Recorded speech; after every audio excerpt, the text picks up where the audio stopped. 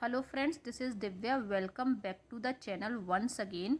आज के इस ब्लॉग में मैं आपके साथ शेयर करूंगी यतका के स्कूल का एक छोटा सा इवेंट। साथ में ही शेयर करूंगी अपनी आगे की कुछ योगा, क्योंकि लास्ट ब्लॉग में मैंने कुछ योगा शेयर करी थी और आपसे बोला था बाकी की कुछ योगा मैं नेक्स्ट ब्लॉग में शेयर करूंगी। तो इस वाले व्लॉग में मैं अपनी जो पूरी योगा है उसकी कुछ थोड़ी योगा और शेयर करूंगी। साथ ही में मैं जहां रहती हूं कोलोराडो में, वहां के हिंदू टेम्पल की माता की चौकी शेयर करूंगी। Hi, my name is Artemis.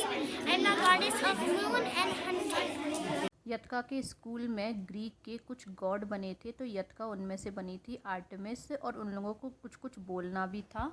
My name is Artemis. I'm the goddess of moon and hunting. I have a brother named Apollo. Thank you. And hunting. I have a brother named Apollo. Thank you. He's Apollo.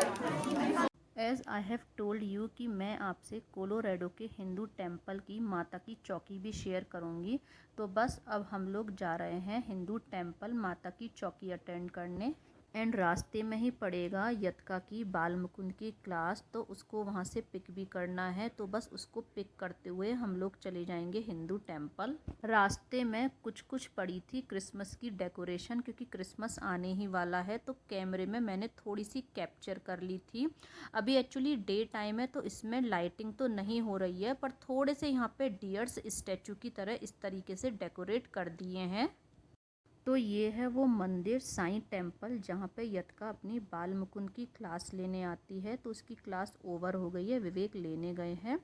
तो बाल मुकुंद की class में बहुत अच्छे श्लोक सिखाए जाते हैं, हिंदी इंट्रोड्यूस कराई जाती है। लाइक यहाँ के स्कूल में हिंदी नहीं सिखाई जाती है, तो हिंदी के जो अल्फ़ाबेट्स होते हैं छोटा बड़ा वो भी सिखाया जाता है। साथ में श्लोक, अपने जो इंडियन कल्चर होते हैं, फेस्टिवल्स होते हैं, उन सब के बारे में बताया जाता है। सो हेयर कम्स यतका and Vivek. Now we will go Hindu temple. अब मैं आपको हिंदू टेम्पल पहुंचकर जो माता की चौकी के भजन होते हैं वो सुनवाऊंगी।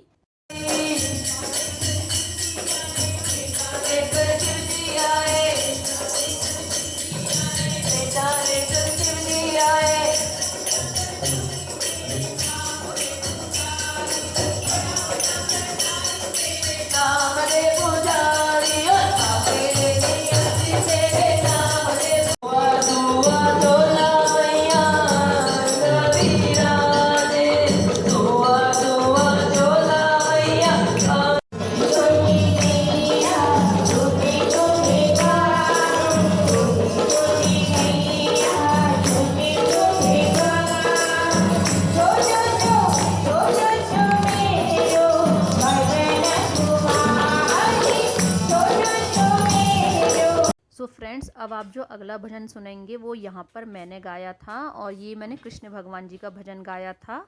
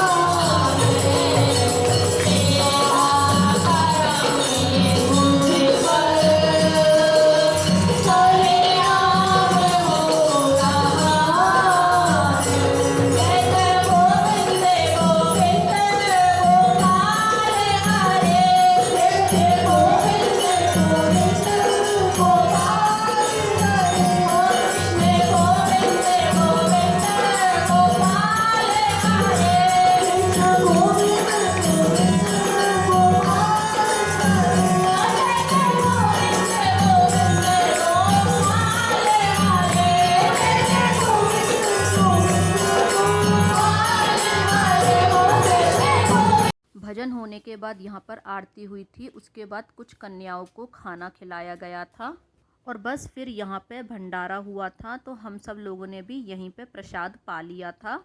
सो फ्रेंड्स, टेंपल से आते आते 4 बज गए थे। फिर बस थोड़ी सी चाय वगैरह पी ली है क्योंकि ठंडा वेदर हो गया है अब यहाँ पर। मैंने अपना जो लास्ट व्लॉग में आपको योग बताए थे, उसमें जो सबसे लास्ट एक्सरसाइज मैंने बताई थी वो थी माइक्रो एक्सरसाइजेज, जो ये मैं कर रही हूँ। और अब जो मैं आसन करूँगी उसका नाम है पश्चिम उत्थान आसन। तो पश्चिम उत्थान आसन के लिए आपको क्या करना है, ब्रीद इन करते हुए अपने दोनों हाथों को इस तरीके से पीछे ले जाना है। ब्रीद को होल्ड करते हुए ब्रीद को होल्ड करते हुए आप जितनी देर कंफर्टेबल होकर अपने टोस पकड़ सकते हैं उतनी देर आपको पकड़ लेना है। नीज को बेंड नहीं करना है। 10 सेकंड 15 सेकंड जितनी देर कर सकते हैं। उसके बाद आप ब्रीद आउट करते हुए अपने टोस को इस तरीके से छोड़ सकते हैं। तो ये वाला जो आसन है पश्चिम उत्थान आसन इसका नाम है, और इसको आप इनिशियली 3 से 5 बार आराम से कर सकते हैं। ध्यान आपको ये देना है कि नीज बिल्कुल भी बेंड नहीं करने हैं। अगर आपके टोज स्टार्टिंग में टच नहीं भी हो रहे हैं तो आप कोशिश करें जहाँ तक हाथ जा रहा है वहाँ तक ही रखें, लेकिन नीज को बेंड ना करें। फ्रेंड्स, मैं आपको एक बार और ये आसन करके दिखा देती हूँ। आपको ब्रीद इन करते हुए ऊपर जाना है। उसके बाद ब्रीद होल्ड करते हुए आपको अपने टोज पकड़ने हैं। नीज को बेंड नहीं करना है। टोज आपको उतनी देर पकड़ने हैं जितनी देर आप कंफर्टेबल होके पकड़ सकते हैं, लाइक 10 सेकंड 15 सेकंड 20 सेकंड। उसके बाद आपको ब्रीद आउट करते हुए अपने टोज को छोड़ देना है। इस वाले आसन का नाम मैं एक बार फिर से बता देती हूँ। इस वाले आसन को कहते हैं पश्चिम उत्थान आसन। वन मोर थिंग फ्रेंड, मैंने अपने लास्ट व्लॉग में आपको बताया था कि ये मैं जितनी भी योगा करती हूँ ये किन किन प्रॉब्लम्स में आपको हेल्प करेंगी। उसके अलावा मैं एक बात बताना भूल गई थी कि ये योगा आपको वेट लॉस में भी हेल्प करेंगी। पश्चिम उत्थान आसन के बाद आपको चलानी है चक्की। तो जैसे पुराने ज़माने में चक्की से गेहूं पीसे जाते थे, आपको बिल्कुल उसी तरीके से करना है। तो आपको क्या करना है, पहले 10 बार क्लॉकवाइज, उसके बाद 10 बार आपको एंटी क्लॉकवाइज ये चक्की चलानी है। ये भी वेट लॉस के लिए बहुत अच्छी एक्सरसाइज है। दूसरा, आपको इसमें ब्रीद इन ब्रीद आउट का कोई भी चक्कर नहीं है। आप सिंपली नॉर्मल ब्रीदिंग करके इस वाली एक्सरसाइज को कर सकते हैं। और तीसरा, आपको क्या ध्यान देना है कि आप अपने हाथ को जितना एक्सपेंड कर सकते हैं, मतलब आप जितना एक गोल सर्कल बना सकते हैं उतना बड़ा आपको बनाना है। अब ये जो अगला आसन है इसका नाम है एक पाद उत्थासन। ये आपको लेट के करना है और पहले आपको अपनी एक लेग को ऊपर लेके जाना है। जितनी देर आप रोक सकते हैं उतनी देर रोकना है। फिर दूसरी लेग को ऊपर लेकर जाना है, जितनी देर रोक सकते हैं रोकना है। इस तरीके से आपको ये 10 बार करना है। जैसे एक लेग ऊपर लेके गए और फिर दूसरी लेग ऊपर लेकर गए तो ये एक काउंट में आएगा। तो ये आपको 10 के सेट में करना है। और इस वाले आसन में आप नॉर्मल ब्रीदिंग कर सकते हैं। अब जो अगला आसन है इसका नाम है एक पाद पवन मुक्त आसन। इसमें अपने पैर को फोल्ड करते हुए अपने पेट की तरफ लेके जाना है और इसको भी आपको 10 के सेट में करना है। वैसे तो इस वाले आसन को ब्रीद इन ब्रीद आउट करके ही किया जाता है, लेकिन अगर आप करने में थोड़े कंफ्यूज होते हैं तो आप इस आसन को नॉर्मल ब्रीदिंग के साथ भी कर सकते हैं। एंड द सेकेंड थिंग, जब आप पैर को फोल्ड करेंगे तो जितनी देर आप पैर को फोल्ड करके रुक सकते हैं 10 सेकंड 15 सेकंड उतनी देर आपको रुकना है। नेक्स्ट आपको बनाना है ज़ीरो। तो ज़ीरो आपको 10 टाइम्स बनाना है। तो 10 टाइम राइट लेग से पहले क्लॉकवाइज, फिर राइट लेग से ही आपको एंटी क्लॉकवाइज बनाना है। इन द सेम वे आपको लेफ्ट लेग से करना है। लेफ्ट लेग से भी आपको 10 टाइम्स क्लॉकवाइज करना है और 10 टाइम्स आपको एंटी क्लॉकवाइज करना है। नेक्स्ट आपको चलानी है साइकिल। तो साइकिल मैं चलाती हूँ 100 टाइम्स। आप इनिशियली 20 या 30 टाइम्स से स्टार्ट कर सकते हैं।